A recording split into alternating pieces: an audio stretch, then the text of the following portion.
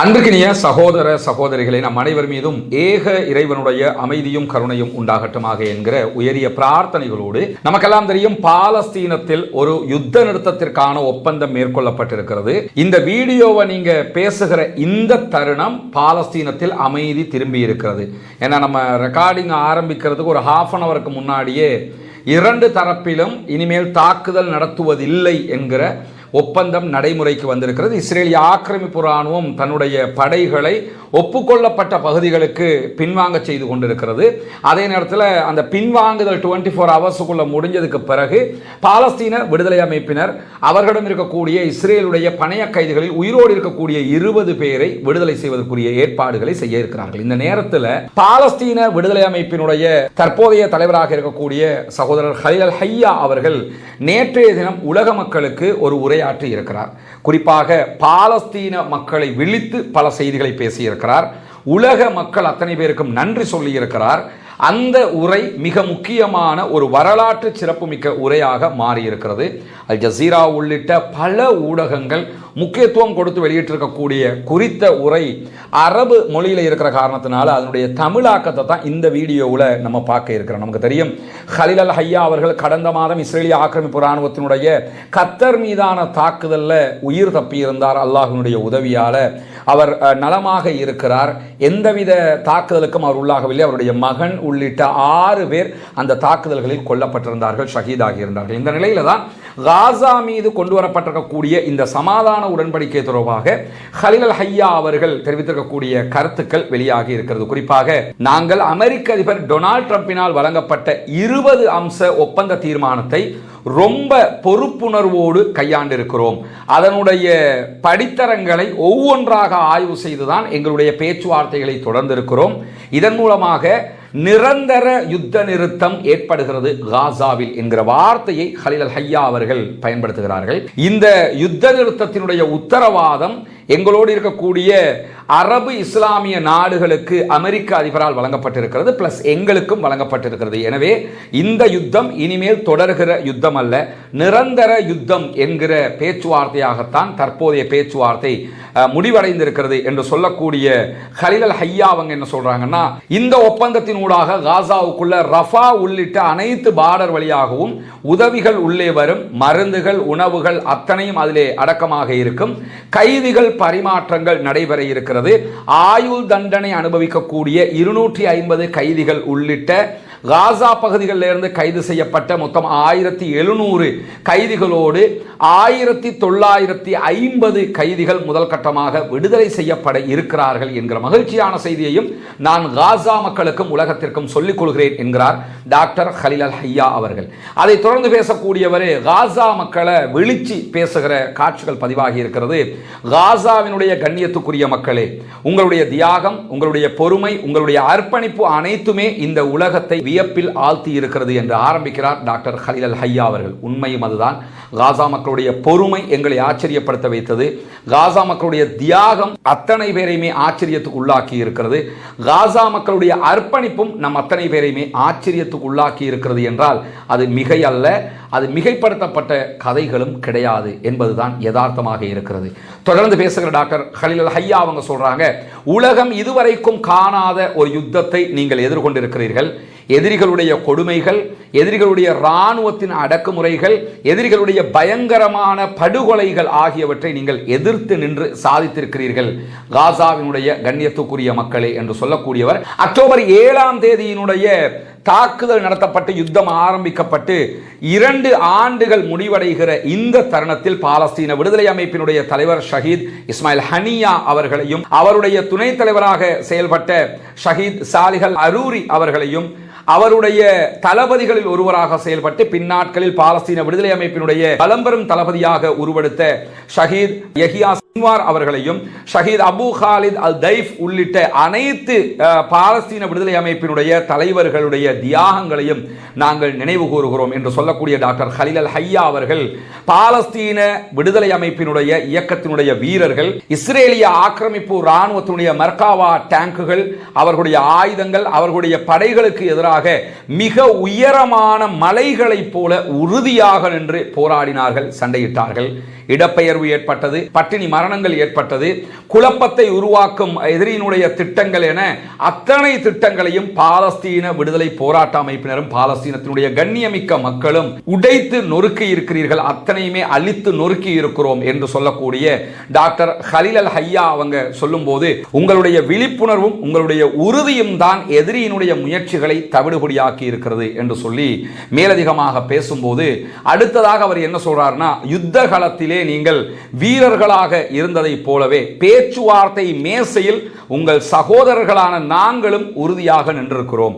யுத்த காலத்தில் நீங்க உச்சகட்ட வீரர்களாக நின்று எதிரிகளை எப்படி எதிர்கொண்டீர்களோ அதே மாதிரி பேச்சுவார்த்தை மேசையில உங்களுடைய சகோதரர்களாக இருக்கக்கூடிய நாங்களும் உறுதியாக நின்று எதிரிகளை எதிர்கொண்டிருக்கிறோம். யுத்தத்தினுடைய முதல் தருணத்தில் இருந்து மக்களுடைய நலன்களையும் அவர்களுடைய இரத்தத்தையும் உயிர்களையும் பாதுகாப்பதையும் தான் முதன்மையாக நாங்கள் கருதி இருக்கிறோம். ஆனால் இஸ்ரேலிய ஆக்கிரமிப்பு குற்றவாளி தாமதப்படுத்தியே படுகொலைகளை தொடர்ந்து கொண்டு மத்தியஸ்தர்களுடைய எல்லா முயற்சிகளையும் முறையடித்து சமாதானங்களை சீர்குலைத்துக் கொண்டே இருந்தார். கடந்த ஜனவரி 17 அன்று ஆரம்பித்த இஸ்ரேலிய ஆக்கிரமிப்பு இராணுவத்தினுடைய இந்த யுத்தத்தை நிறுத்துவதற்கான முயற்சி என்பது இஸ்ரேலிய ஆக்கிரமிப்பு அரசாங்கத்தினால் ஒப்பந்தம் முறையடிக்கப்பட்டதின் ஊடாக மீண்டும் யுத்தமாக மாறியது. ஒப்பந்தத்தை உடைப்பது, உறுதிமொழிகளை மீறுவது, பொய்களை உருவாக்குவது தங்களுடைய நிலையான கொள்கையாக இவை அத்தனையையும் அவர்கள் வைத்துக் கொண்டிருக்கிறார்கள். இஸ்ரேல் என்றாலே இவர்கள்தான் என்று ரொம்ப சிம்பிளாக குழந்தைக்கும் புரிகிற மாதிரி அழகாக சொல்லிவிட்டார் டாக்டர் ஹலீல் அல் ஹையா அவர்கள். அதை தொடர்ந்து பேசும்போது என்ன சொல்றாருன்னா, இவ்வளவையெல்லாம் அவங்க பண்ணியும் நாங்க மறைமுகமான சமாதான பேச்சுவார்த்தைகளை தொடர்ந்து கொண்டே இருந்தோம். நீண்ட தாமதங்கள் ஏற்பட்டது, சில இடங்களில் நாங்கள் பின்வாங்க வேண்டிய நிர்பந்தம் ஏற்பட்டது, சில இடங்களில் நாம் தோல்விகளையும் சந்தித்துத்தான் இருக்கிறோம். ஆனால் இவ்வளவு நடந்தாலும் இஸ்ரேலிய ஆக்கிரமிப்பை தடுத்து நிறுத்துவதற்கும் இனப்படுகொலை யுத்தத்தை முடிவுக்கு கொண்டு வருவதற்கும் எல்லா முயற்சிகளையும் நாங்கள் மேற்கொண்டிருக்கிறோம். இதுதான் ஒரு நேர்மையான பேச்சாக இருக்கும் என்பதை அத்தனை பேரும் புரிந்து கொள்வார்கள். ஏன்னா நாங்கள் தான் ஜெயிச்சிட்டோம் இஸ்ரேல் சொல்லிக் கொண்டிருக்கும் போது பாலஸ்தீன விடுதலை அமைப்பினுடைய தற்போதைய தலைவர் டாக்டர் ஹலீல் அல் ஹையா அவங்க அழகாக மிக தெளிவாக சொல்லக்கூடிய செய்திதான், நீண்ட தாமதமாகிவிட்டது யுத்தத்தை நிறுத்துவதற்கு. இந்த யுத்தத்திலே சில இடங்களில் நாங்கள் பின்வாங்க வேண்டிய நிர்பந்தம் ஏற்பட்டிருக்கிறது, சில இடங்களில் நாங்கள் தோல்வி அடைந்தும் இருக்கிறோம் என்பதையும் ஒப்புக்கொண்டுதான். ஆனால் அதையெல்லாம் மீறி எங்களுடைய முயற்சி வெற்றி பெற்றிருக்கிறது. அமெரிக்க அதிபர் டொனால்ட் ட்ரம்பினுடைய திட்டத்தை பொறுப்புணர்வோடு அணுகி எங்களுடைய மக்களுடைய நலனையும் உரிமையையும் உயிர்களையும் பாதுகாக்கிற ஒரு சிறப்பான பதிலை நாங்கள் கொடுத்திருக்கிறோம். இந்த நிலையில எகிப்துக்கு நாங்கள் பயணிக்கிற போது பொறுப்புணர்வு அதே போன்று நேர்மை ஆகிய இரண்டையும் தான் எடுத்து சென்றோம். நேர்மையோட போனோம், பொறுப்புணர்வோட போனோம். இதனுடைய விளைவாக நாங்களும் எங்களோடு இருந்த அனைத்து பாலஸ்தீன விடுதலை போராட்ட அமைப்புகளும் இணைந்து எங்களுடைய அன்புக்குரிய மக்களுக்கு ஒரு அழகான உடன்பாட்டை கொண்டு வருவதற்கான முயற்சி பலனளித்திருக்கிறது என்று சொல்லக்கூடிய டாக்டர் ஹலீல் அல் ஹையா அவங்க தொடர்ந்து மக்களை நோக்கி பேசுகிறார், அழகாக பேசுகிறார், பல முக்கியமான செய்திகளை சொல்லுகிறார். இன்றைக்கு யுத்தத்தையும் ஆக்கிரமிப்பையும் முடிவுக்கு கொண்டு வருவதற்கான உடன்பாட்டை நாங்கள் அறிவிக்கிறோம்.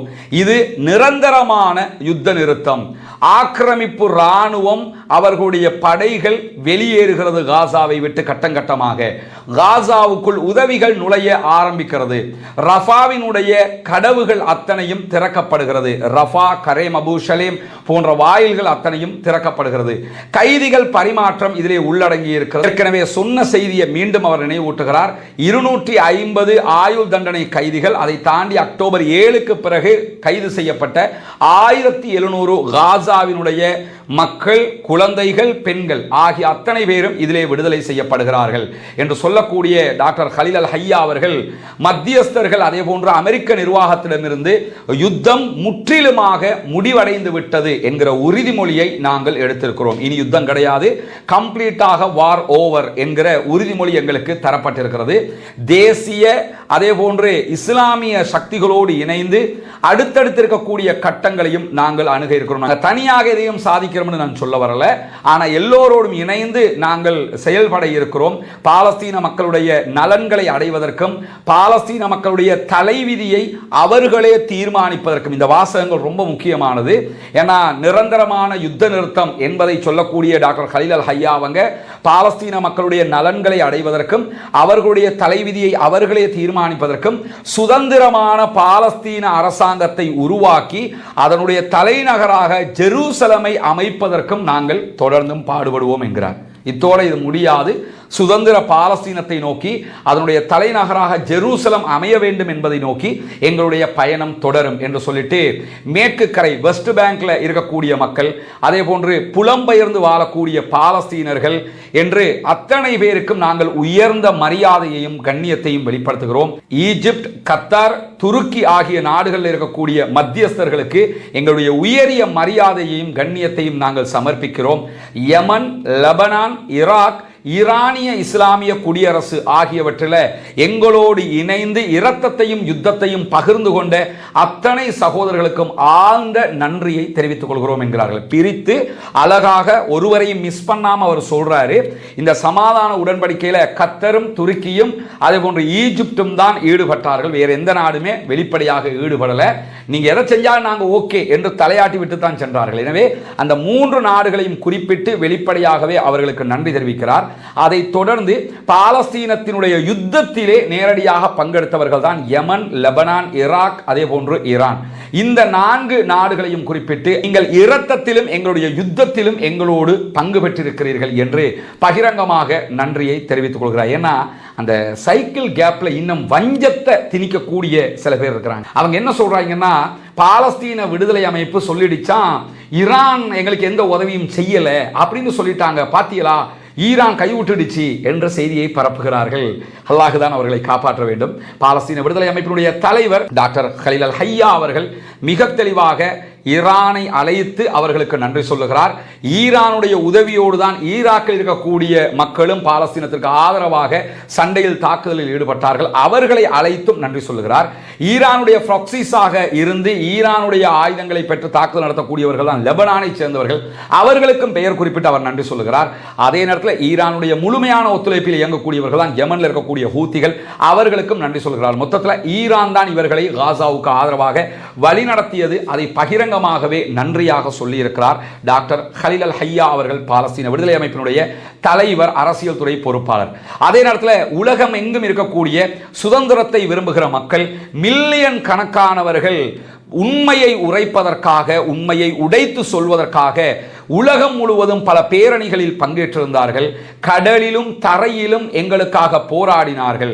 எனவே அவர்கள் அத்தனை பேருக்கும் நாங்கள் நன்றி சொல்ல கடமைப்பட்டிருக்கிறோம் என்கிறாரு. போராட்டங்களில் கலந்து கொண்டவங்களுக்கு, ஃப்ரீடம் ஃப்ளோட்டிலா போன்ற கடல் வழியான போராட்டங்களில் பங்கெடுத்தவங்க, எப்படியெல்லாம் காசாவுக்காக யாரெல்லாம் ஒரு லைக் ஷேர் போட்டிருந்தா கூட, பாலஸ்தீன மக்களுக்காக ஒரு இம்மி அளவு நீங்க கவலைப்பட்டிருந்தா கூட, உங்க அத்தனை பேருக்குமே சேர்த்து தான் அவர் நன்றி சொல்லுகிறார். சொல்லக்கூடிய நன்றி காசா மக்களுக்கு மட்டும் கிடையாதுங்க, இந்த வீடியோ பார்க்கிற அத்தனை பேருக்கும், இந்த உலகத்தில் பாலஸ்தீனத்திற்கு ஆதரவாக யாரெல்லாம் நின்றார்களோ அவர்கள் அத்தனை பேரையுமே குறிப்பிட்டு ஒட்டுமொத்தமாக உங்கள் அத்தனை பேருக்கும் நன்றியை தெரிவித்துக் கொள்கிறேன் என்று சொல்லிட்டு, இந்த பூமியில அநியாயம் ஆதிக்கம் செலுத்துகிற நிலையில எதிரிகளுக்கு எதிராக உண்மையை பேசிய உங்கள் அனைவரையும் நாங்கள் வாழ்த்துகிறோம் என்று சொல்லி பாலஸ்தீன விடுதலை அமைப்பினுடைய தலைவரும் அரசியல் துறை பொறுப்பாளருமாக இருக்கக்கூடிய கலீல் அல் ஹையா அவங்க சொல்லிட்டு கடைசி கட்டமாக என்ன சொல்றாருன்னா, 2 ஆண்டுகளாக காசா தனித்து நின்று அதிசயங்களை படைத்து காயங்களை ஆற்றிக் கொண்டிருக்கிறது. 2 ஆண்டுகளாக காசா